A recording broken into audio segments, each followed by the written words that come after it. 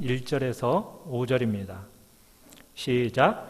바울과 실루아노와 디모데는 하나님 아버지와 주 예수 그리스도 안에 있는 데살로니가인의 교회에 편지하노니 은혜와 평강이 너희에게 있을지어다. 우리가 너희 모두로 말미암아 항상 하나님께 감사하며 기도할 때에 너희를 기억함은 너희의 믿음의 역사와 사랑의 수고와 우리 주 예수 그리스도에 대한 소망의 인내를 우리 하나님 아버지 앞에서 끊임없이 기억함이니 하나님의 사랑하심을 받은 형제들아 너희를 택하심을 아노라. 이는 우리 복음이 너희에게 말로만 이른 것이 아니라 또한 능력과 성령과 큰 확신으로 된 것임이라. 우리가 너희 가운데서 너희를 위하여 어떤 사람이 된 것은 너희가 아는 바와 같으니라. 아멘. 자, 우리 앞에 제목 같이 한번 읽어보겠습니다. 시작. 하나님의 사랑하심과 택하심을 받은 교회. 우리 교회는 하나님의 사랑하심을 받는 교회요, 하나님의 택하심을 받은 교회임을 믿습니다. 우리가 오늘 보게 되는 이 데살로니가 전서는 사도 바울이 데살로니가 교회에 보낸 목회 서신입니다. 자, 지도를 한번 띄워주시기 바랍니다. 지도를 한번 보시면은, 자, 지도 보시면은 데살로니가라는 지역 보이시나요? 이 데살로니가 지역은 그리스 북부 지역인 이 마케도냐의 수도입니다. 당시에 문화, 정치, 상업의 중심지가 이 데살로니가입니다. 특별히 교통의 요충지죠. 로마와 동방제국을 연결하는 큰 도로가 통과하는 지역이 바로 이 데살로니가 지역입니다. 자, 보시면은 바닷길도 어떻겠습니까? 바다하고 가깝죠. 그래서 바닷길도 사방으로 통하는 항구 도시입니다. 그래서 이 지역은 헬라인, 마케도냐인, 아시아인, 애굽인 여러 인종이 섞여 사는 국제 도시였습니다. 그런데 이 지역에 바울이 전도 여행을 떠나게 되는데 2차 전도 여행 때 이곳을 지나게 됩니다. 드로아라는 곳에서 마케도냐인이 환상으로 사도 바울을 부르는 환상을 보게 돼요. 그러면서 이제 사도 바울이 아시아로 가지 않고 어디로 가게 되느냐? 자, 여기 데살로니가 위에 보면은 빌립보라는 곳이 보이죠? 그 빌립보라는 지역에 사도 바울이 처음 2차 전도 여행이 시작이 됩니다. 그 빌립보 지역에서 이제 데살로니가 지역으로 이동을 하는데 이 데살로니가에서 얼마를 머물게 되느냐면 3주를 머물게 돼요. 3주 동안 바울은 유대 회당에서 열정적으로 그리고 정성껏 말씀을 가르치게 됩니다. 그때 이 데살로니가에 있는 상당히 많은 수의 헬라인들과 상류층 귀부인들이 복음을 받아들이게 돼요. 그런데 복음을 받아들이는 사람만 있는 게 아니라 동시에 복음을 대적하고 바울을 대적하는 무리들도 나타나면서 핍박이 극심해지고 특별히 바울을 후원했던 후원자를 체포하기에 이르게 됩니다. 그리고 그 사람을 반역자로 기소하게 돼요.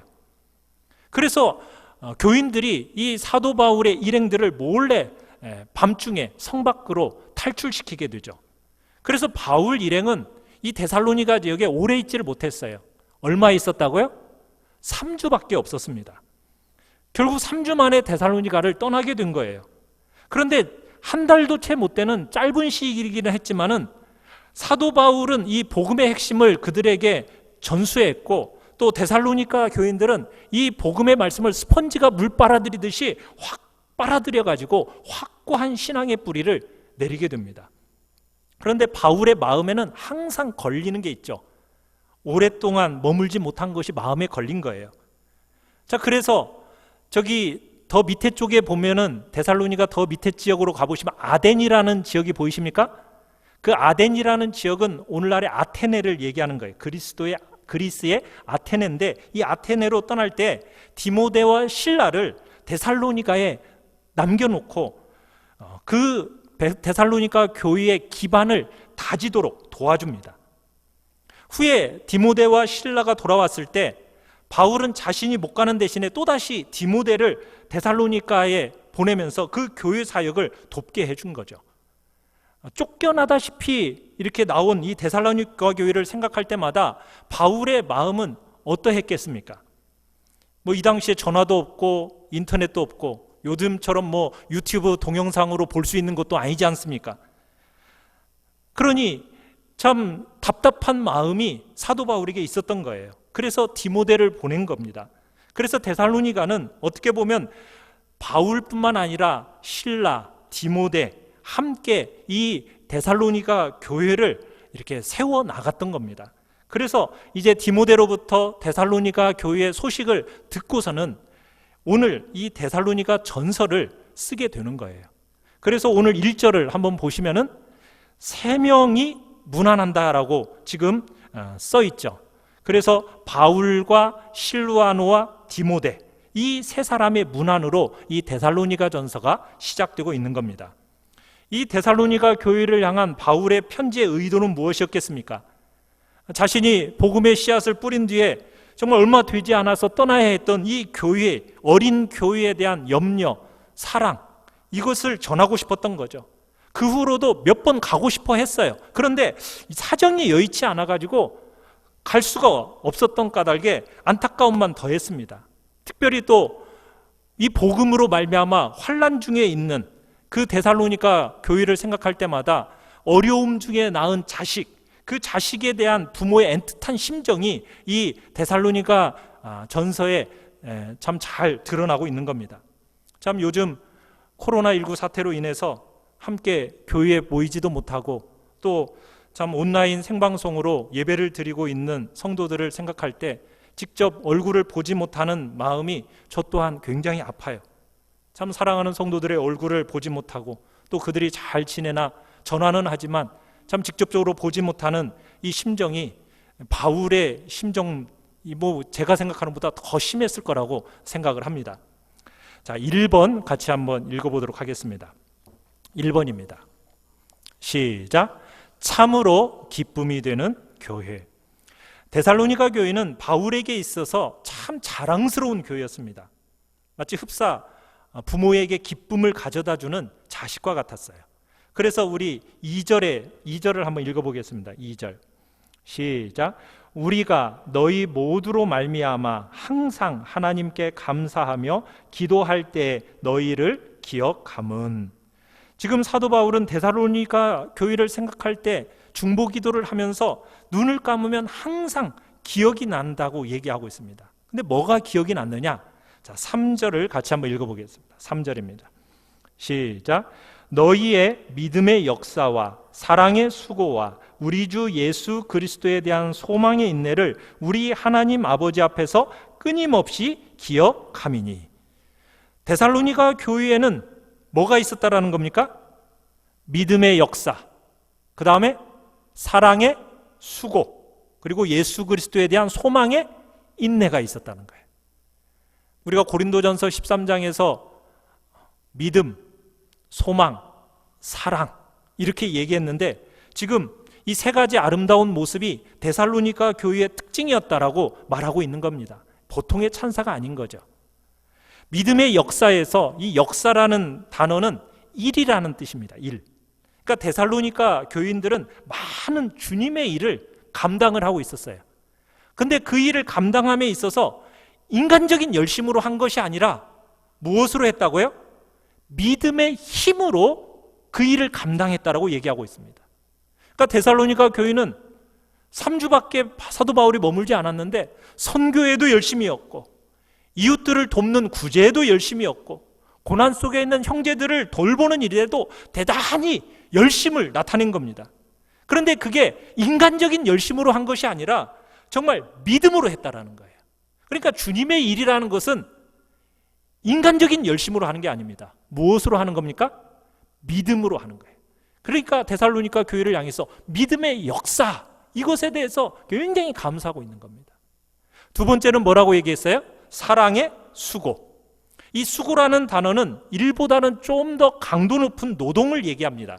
그러니까 문자 그대로 직역하면은 이 수고라는 단어는 엄청난 노력이 기울어진 고생, 이런 뜻이에요. 그런데 이 수고를 함에 있어서 그 동기가 무엇이라고요? 사랑하기 때문에 하는 수고라는 거예요. 사랑하지 않으면 도저히 감당할 수 없을 정도의 힘든 사역, 그 사역을 많이 하고 있었다는 뜻입니다. 그러니까 데살로니가 성도들은 예수 그리스도의 그 사랑을 깊이 깨달으면서 철저히 자기 자신을 포기하고 그 예수님의 마음을 품으면서 지금 그 수고를 감당했다라는 거예요. 그것도 한두 번 하는 정도가 아니라 계속되는 수고를 감당했음을 지금 이야기하고 있습니다. 그러면서 세 번째는 무엇을 또 기억하고 자랑하고 있습니까? 예수 그리스도에 대한 소망의 인내를 얘기하고 있습니다. 지금 환난과 핍박 속에서 그로 말미암은 절망, 낙심, 이게 아니라 참으로 미래에 대한 확신 속에 정말 예수 그리스도를 바라보는 자로서 소망 가운데 인내함을 보이고 있는 것을 지금 칭찬하고 있는 겁니다. 그렇게 많은 어려움과 환난과 핍박 속에서도 예수를 믿었는데 그 예수 믿음을 쉽게 포기하지 않는 그 믿음의 저력을 지금 데살로니가 교인들이 보여주고 있다는 거예요. 그런데 그 소망은 어떤 소망인가? 우리 10절을 가서 한번 읽어보겠습니다. 10절입니다. 시작. 또 죽은 자들 가운데서 다시 살리신 그의 아들이 하늘로부터 강림하실 것을 너희가 어떻게 기다리는지를 말하니 이는 장래의 노하심에서 우리를 건지시는 예수시니라. 자, 뭐에 대한 소망의 인내입니까? 예수 그리스도께서 이 땅에 다시 오심을 기다리는 소망, 그 소망의 인내로 핍박과 고난과 어려움들을 넉넉히 이겨냈다라는 것에 대해서 기억하고 감사하고 자랑하는 사도 바울의 모습을 보는 겁니다.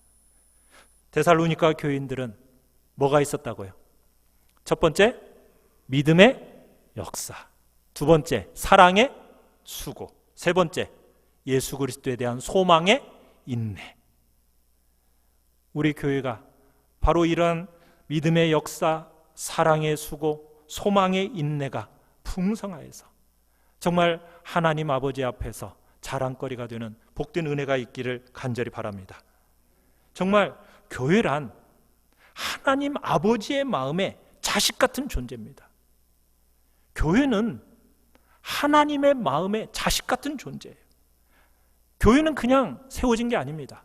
엄청난 산고의 끝에 낳은 존재입니다. 값비싼 대가를 지불하고 길러진 존재가 바로 교회입니다. 그래서 하나님의 마음은 언제나 교회에 있어요. 교회는 하나님의 눈동자와 같은 거예요. 만약 그 눈동자를 건드리는 순간 어떻게 되는 겁니까? 하나님이 가만히 두시지를 않는 거예요. 모든 교회는 하나님의 눈동자 같은 교회라는 거 기억하셔야 됩니다. 그리고 하나님은 그 교회들이 그 항상 모든 것들이 아름답게 보여요. 너무나도 아름답게 보여요. 부족한 점도 있죠. 못난 점도 있죠. 그러나 모든 교회를 보시는 하나님의 기억에는 모든 것들이 항상 아름답게만 느껴져요. 마치 그런 겁니다. 우리가 자녀들을 키울 때 정말 어린 자녀들 밤에 잠도 못 자도록 얼마나 빽빽거리고 울고 고통스럽게 만듭니까? 그런데 그 아이를 키워내면서 그 아이가 재롱하는 거 딱 보는 순간 어때요? 그 모든 고통과 아픔이 순식간에 싹 사그러지잖아요. 그와 같이 하나님께서 우리 교회를 대하시는 심정이 바로 그와 같은 심정이라는 거 기억하시면서 하나님은 참으로 기뻐하는 복된 교회라는 거 우리가 기억하고 교회를 생각해야 됩니다. 자, 2번입니다. 시작. 교회는 하나님의 사랑을 받는 공동체. 교회는 하나님의 사랑하심을 받는 사람들의 모임이라는 거 우리가 기억해야 됩니다. 자, 4절에 보시면 이렇게 시작을 하고 있죠. 하나님의 사랑하심을 받은 형제들아. 우리는 다 누구의 사랑을 받고 있는 존재라고요? 하나님의 사랑을 받고 있는 존재들입니다. 어떻게 보면 우리 그리스도인들의 가장 큰 자부심이라고 한다면 무엇이겠습니까? 만군의 여호와 하나님의 절대적인 사랑을 받고 있는 존재다. 이것이 우리의 큰 자부심이라는 얘기입니다. 사랑하는 성도 여러분, 그러기에 우리는 서로 늘 이 사실을 확인시켜 주시길 바랍니다. 당신은 뭘 받기 위해? 사랑받기 위해 태어난 사람이에요. 어떤 사랑을 받기 위해서? 하나님의 사랑을 받기 위해 태어난 복된 존재라는 것. 그리고 지금도 그 사랑을 받고 있다는 것을 기억하시길 바랍니다. 그런데 그 사랑은 나 혼자만 받는 게 아니에요. 옆에 있는 모든 형제 자매들이 다 그 사랑을 받고 있다는 사실입니다. 그래서 교회는 가족입니다. 4절에 바울은 데살로니가 교인들을 향해서 뭐라고 얘기했어요? 형제들아, 그렇게 얘기했어요. 형제들아. 우리는 한 형제 자매입니다. 예수 그리스도의 피를 받아 한 몸 이룬 한 형제 자매들입니다. 하나님을 아버지로 모시고 있는 한 형제 자매라는 것. 그래서 2절에서는 그렇게 얘기하죠. 우리가 너희 모두로 말미암아, 이렇게 얘기하고 있어요. 감사한다, 기도한다 얘기하고 있어요. 그러니까 교회 공동체는 홀로 공동체가 아닙니다. 우리가 함께 영광과 책임을 공유하는 공동체라는 것을 기억하십시오. 데살로니가 교회가 모두 다가 좋았겠습니까? 모든 사람들이 다 좋을 수는 없는 거예요. 그렇지만 모두 다가 다 칭찬을 함께 받고 있습니다. 마치 이런 겁니다. 한국 사람 한 명이 외국에 갔어요. 그 외국에 가서 정말 잘 해놓았어요. 그러면 그 다음에 가는 사람은 그 사람이 뿌려놓은 씨 때문에 좋은 대우를 받게 되어 있습니다. 그런데 반대의 경우에는 어떻겠습니까? 그 사람이 가서 정말 악한 짓을 했어요. 그런데 그 다음에 간 한국인은 어떤 대우를 받겠습니까? 불신과 부당한 대우를 받게 되는 거예요. 마찬가지입니다. 주님의 몸된 교회, 우리는 운명을 함께할 공동체라는 사실을 잊어서는 안 된다는 겁니다. 내 옆에 형제 자매가 아무리 초라하고 보잘것없어 보여도 하나님이 자신의 아들을 목숨 주고 바꿀 정도로 극진히 사랑하는 존재라는 사실, 우리는 알고 귀히 여겨야 되는 것입니다. 3번 같이 한번 읽어보겠습니다. 시작. 교회는 택함 받은 자들의 모임. 교회는 택함 받은 자들의 모임입니다. 우리 4절을 다시 한번 읽어보겠습니다. 시작. 하나님의 사랑하심을 받은 형제들아, 너희를 택하심을 아노라. 여러분, 사랑받는다라는 것은 선택되었다라는 것입니다. 하나님이 우리를 사랑하셨다라는 것은 하나님이 수많은 사람 중에서 우리를 선택하셨다라는 것을 의미하는 겁니다. 그러니까 사랑과 택하심은 함께 묶어서 이해해야 되는 거예요. 그러니까 교회는 어떤 공동체입니까? 하나님의 사랑하심을 받고 하나님의 택하심을 받은 사람들의 모임이 교회입니다. 사랑하는 성도 여러분들은 하나님의 사랑하심을 받고 있으십니까? 여러분은 하나님의 택함 받은 존재라는 사실을 믿으십니까? 언제 택함 받으셨어요? 에베소서 1장 4절에서는 창세전에 그리스도 안에서 우리를 택하셨다, 이렇게 되어 있어요. 이 세상이 지어지기도 전에 하나님은 우리를 먼저 보셨고 우리를 택하셨고 우리를 부르시고 우리를 사랑하심으로 이 복된 자리에 우리를 세워놓으셨음을 믿으시길 바랍니다. 여러분, 하나님께 선택받았다는 사실이 엄청난 일입니다. 죄로 인해서 죽을 수밖에 없었던 죄인인 우리를 하나님이 선택하셔서 선택받은 존재가 되어서 우리가 여기를 서 있다. 그래서 죽음의 자리에서 생명의 자리로 옮겨졌다는 것은 말할 수 없는 기쁨이고 감격인 겁니다. 이 엄청난 구원의 선물, 하나님이 우리를 선택하셨기 때문에 주어진 거예요. 그런데 여러분들이 택함 받은 것이 내가 잘나서 택함 받았나요? 아니면 여러분들이 어떤 위대한 일을 한 가치 있는 존재이기 때문에 택함 받았을까요? 아닙니다. 우리는 순전히 하나님의 의지로 창세 전에 택함 받은 겁니다. 우리에게는 자격이 없어요. 경건함이라고는 찾아볼 수가 없는 죄인들이었습니다. 아니, 하나님을 대항한 원수된 존재들이었습니다. 그런 우리들을 하나님이 사랑하시고 택하여 부르셨다라는 사실, 그건 너무너무 놀라운 일이라는 거예요. 그래서 우리의 구원의 사건은 은혜의 사건인 거예요. 그럼에도 불구하고 여러분, 우리가 택함 받았다는 사실에 대해서 자주 의심하고 불안해합니다. 이 택함 받았다는 사실을 우리들이 흔들리는 순간 신앙이 흔들리는 거예요. 그래서 데살로니가 성도들을 향해서 사도 바울이 택함 받았다는 사실을 의심하지 않도록 그 택함 받은 증거 2가지를 제시하고 있습니다. 첫 번째입니다. 1번 같이 한번 읽어볼까요? 시작. 살아있는 말씀을 받은 것. 이 데살로니가 교인들이 택함 받은 첫 번째 증거는 뭐냐면 제대로 된 살아있는 하나님의 말씀을 받았다는 사실입니다. 자, 5절을 같이 한번 읽어보겠습니다. 5절입니다. 시작. 이는 우리 복음이 너희에게 말로만 이른 것이 아니라 또한 능력과 성령과 큰 확신으로 된 것임이라. 우리가 너희 가운데서 너희를 위하여 어떤 사람이 된 것은 너희가 아는 바와 같으니라. 아멘. 데살로니가 교회는 바울을 비롯한 영적 지도자들이 전한 이 복음을 들음으로써 탄생을 했습니다. 믿음은 어디에서 생기는 거예요? 들음으로. 뭘 들음으로? 하나님의 말씀을 들음으로 믿음이 생겨지는데, 그런데 이 말이라는 것이 단순히 유창한 말이 아니라는 거예요. 이 말은 복음 전하는 자가 어떤 것으로 된 거라고요? 능력과 성령과 큰 확신으로 전해졌다는 것을 지금 얘기하고 있습니다. 사도 바울이 데살로니가 성도들에게 복음을 전할 때 이 복음 전하는 이 입술에서 나가는 말이 그냥 일상의 말이 아니라 능력과 성령과 큰 확신 속에서 나아갔다라는 것을 사도 바울이 느꼈다라는 거예요. 여기서 능력이라는 단어는 헬라어로 두나미스라고 합니다. 이 두나미스라는 단어에서 영어 단어가 나왔는데 다이나마이트가 나왔어요. 폭발하는 능력.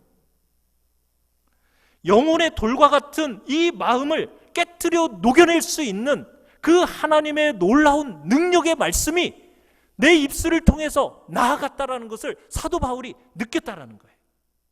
복음 전하는 자가 영혼 깊은 곳에서부터 솟구치는 폭발하는 그 힘, 능력, 그 능력을 내가 느꼈다. 초자연적인 힘, 전능자의 힘, 이건 내 힘이 아니었다. 나를 통해서 나가고 있는 이 초자연적인 힘을 내가 느끼면서 말하는 것을 느꼈다라는 거예요.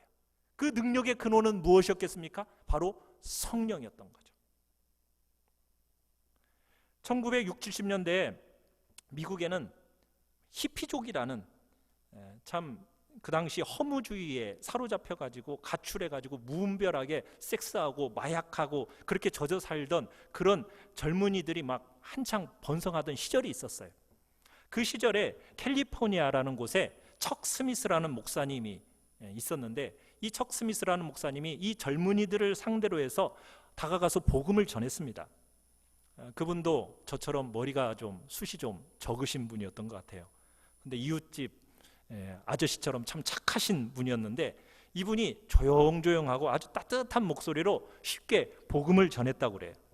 그분에게는 어떤 기교도 없고 쇼맨십도 없었대요. 어찌 보면 너무나도 단조롭고 단순한 말투였다고 그럽니다. 그런데 이분의 말씀에는 성령의 역사가 강렬했대요. 수많은 히피족들이 예수님을 영접하고 새 삶을 찾은 거예요. 그러니까 척 스미스 목사님은 정말 조용조용히 말해도 하나님의 크신 성령이 불같이 흘러가는 역사, 그걸 모두가 느낄 수 있었다는 거예요.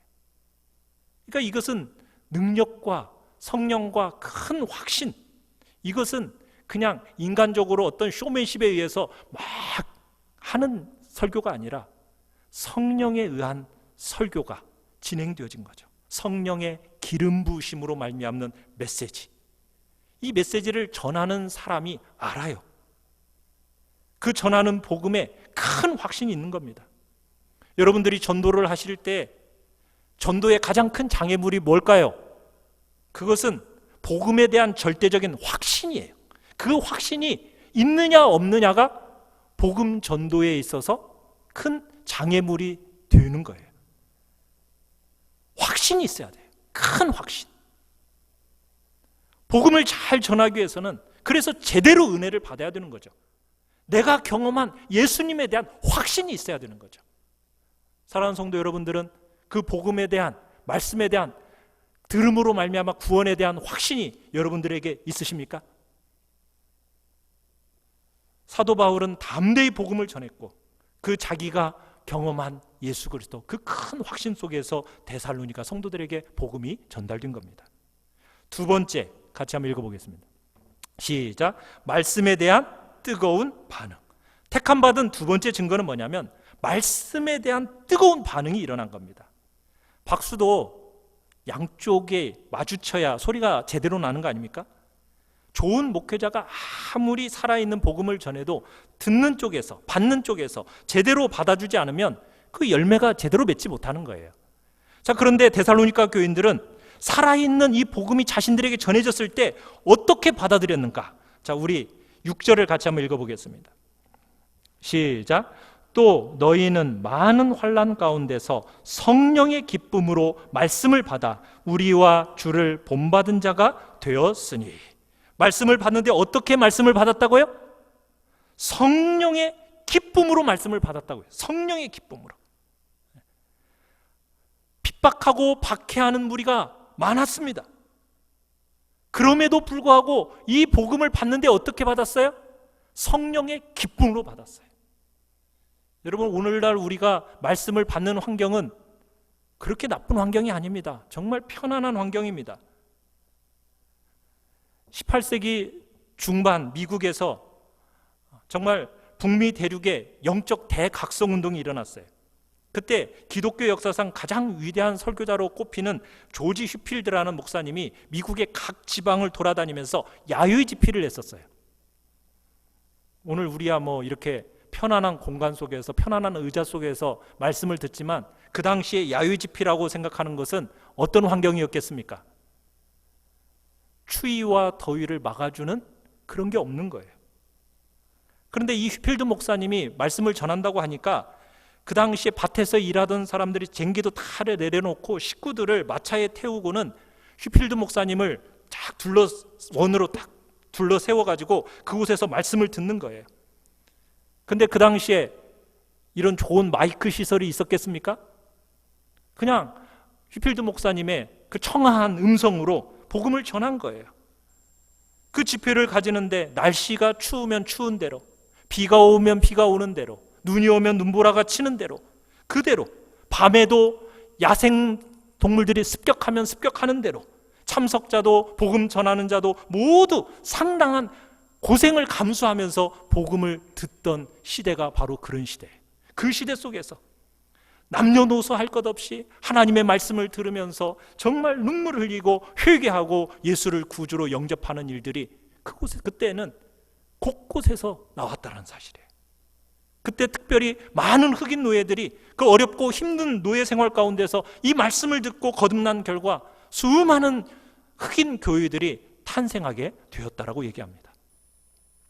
사랑하는 성도 여러분, 여러분은 이런 좋은 환경 속에서 말씀을 받음에 있어 어떻게 말씀을 받고 계십니까? 어떤 마음가짐으로 받느냐에 따라 전혀 다른 효과가 나타나고 있는 거예요. 데살로니가 교인들은 성령의 기쁨으로 말씀을 받았습니다. 영어 성경에서는 이렇게 번역을 합니다. 성령께서 주신 기쁨으로 말씀을 열렬히 환영했다. 사랑하는 성도 여러분들은 말씀을 정말 열렬히 환영함으로 받고 계십니까? 성령이 주시는 그 기쁨, 그 기쁨이 우리 안에 있을 때 정말 은혜 받기 좋은 최적의 토양이 우리 안에 만들어지는 거예요. 성령이 주시는 기쁨이 있어야 됩니다. 말씀의 은혜를 100% 그래야 다 흡수해낼 수 있는 거예요. 이런 분들에게는 말씀 듣는 시간이 지루할 틈이 없겠죠. 졸릴 틈도 없겠고, 기쁨의 시간이니까. 성경을 읽는 시간이 얼마나 기쁨의 시간이에요. 드라마 볼 때는 밤새도록 볼 수 있지만 성경을 읽으려면 한 장, 두 장 왜 이렇게 길어지나? 여러분, 우리가 그런 마음이 되어진 시대가 이 시대예요. 그러나 우리 안에 성령의 기쁨으로 말씀을 받아내는 그런 우리의 마음이 되어지도록 우리 기도해야 됩니다. 그럴 때 그 말씀이 우리를 변화시켜내는 거예요. 말씀으로 변화된 사람, 그 사람만이 하나님을 제대로 아는 자고, 하나님을 아는 자만이 하나님의 그 주시는 기쁨으로 가득 찰 수 있게 되는 겁니다. 사랑하는 성도 여러분, 상황이 아무리 힘들어도 여러분 안에 성령이 충만하고 은혜가 충만하면 그 기쁨이 충만하게 부어지는 겁니다. 하나님이 주시는 영적인 기쁨, 그걸 누릴 때 세상이 감당치 못하는 힘을 우리들이 얻게 되는 거죠. 우리 한국교회를 생각해 볼 때도 100여 년 전에 한국교회 초창기 부흥운동이 한창 뜨거울 때는 어땠습니까? 사경회라는 성경 공부 모임이 있었어요. 사경회가 열린다고 하면 어땠습니까? 제가 한 40년 전에만 해도 그때도 그냥 저희 부모님들은 어디 부흥회만 한다고 하면 곳곳 교회마다 다 찾아다녔던 것 같아요. 먼 지역 걸어서 그렇게 갔던 것 같아요. 그런데 그 이전에는 더 그랬었죠. 그죠?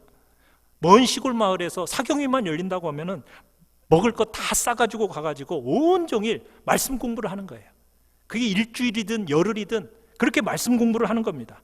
같이 나누어 먹으면서, 밥을 나누어 먹으면서 말씀 축제를 벌이면은 그 사경회 동안에 요한복음 한 권 딱 끝내고 누가복음 한 권 딱 끝내고 그 한 권을 딱 끝내면은 어떻게 합니까? 각자 흩어져서 자기 마을로 돌아가서 배운 것 가지고 1년 가까이 고향 마을 성도들에게 그 말씀을 가르치던 일을 했던 거예요. 여러분, 한국교회가 그래서 성장하게 된 겁니다. 그 말씀에 대한 열기가 한국교회를 성장시킨 거예요. 오늘날 여러분은 어떠하십니까? 하나님의 말씀은 예리한 검과 같아서 우리 안에 남아있는 세상의 잔재들을 사정없이 드러내고 파괴합니다. 그 말씀은 처음에는 아파요. 그렇지만 결국에는 우리의 영혼을 치료하고 회복시켜냅니다. 하나님의 말씀이 들어와야 우리 안에 죄와 어두움을 몰아내는 겁니다. 그 말씀이 우리를 살려내는 겁니다. 하나님의 말씀을 통해서 하나님의 생기가 우리 안에 들어오는 거예요. 그 말씀이 들어와야만 소망이 생기는 것이고 기쁨이 생기는 것이고 사랑이 생기는 것입니다. 이 시대 속에서 너무 많은 사람들이 자살하면서 죽어가고 있는데 말씀이 그 속에 들어가면 살아나는 거예요. 인생의 가치관이 바뀌는 겁니다. 사람을 대하는 것이 달라지는 것이고 죽은 심령들이 살아나는 역사는 바로 말씀에 의해서 일어나는 것입니다.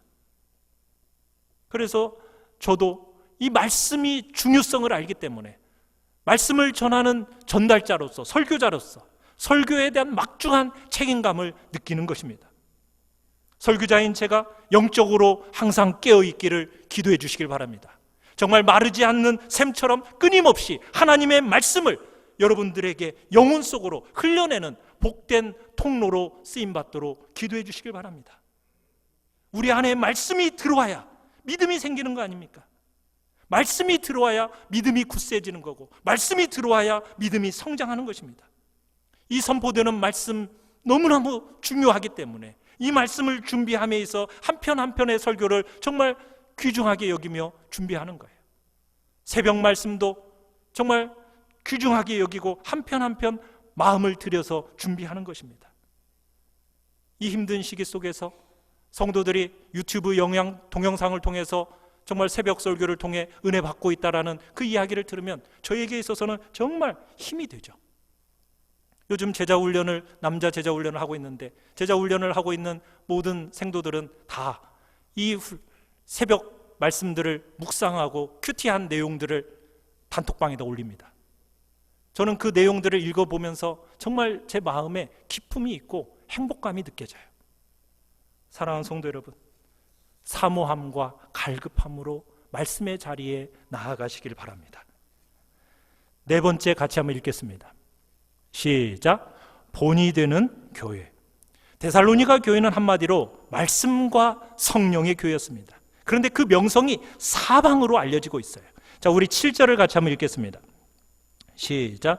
그러므로 너희가 마게도냐와 아가야에 있는 모든 믿는 자의 본이 되었느니라. 데살로니가 교회가 얼마나 은혜롭게 부흥하고 성장했는지 그 소문이 한번 지도를 한번 띄워줘 보세요. 마게도냐, 마게도냐라는 큰 지역입니다. 아가야라는 큰 지역의 북쪽과 남쪽에 이르기까지 그 소문이 자자했다라는 거예요. 그러니까 데살로니가는 도시예요. 그 도시교회, 주위 모든 교회들의 모델이 된 겁니다. 데살로니가 교회가 완벽해서 있었겠습니까? 아니죠. 성령 충만하고 진실한 목회자들이 살아있는 말씀을 전하고 교인들은 성령의 감동으로 뜨겁게 말씀을 받아들이니까 삶이 변화되어지고, 그리고 그것이 사방으로 말씀이, 소문이 흘러가는 겁니다. 기본이 잘 돼 있는 교회인 거죠.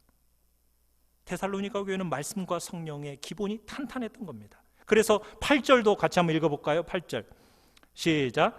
주의 말씀이 너에게로부터 마게도냐와 아가야에만 들릴 뿐 아니라 하나님을 향하는 너희 믿음의 소문이 각처에 퍼졌으므로 우리는 아무 말도 할 것이 없노라.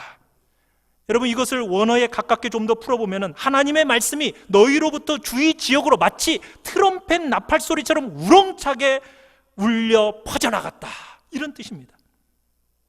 목회자를 통해 전해진 하나님의 말씀을 성령의 기쁨으로 뜨겁게 받아서 심령의 변화를 받은 이 데살로니가 교회 성도들이 크고 분명하고 확신에 찬 목소리로 끊임없이 줄기차게 주의의 복음을 전하니 어떤 현상이 일어납니까?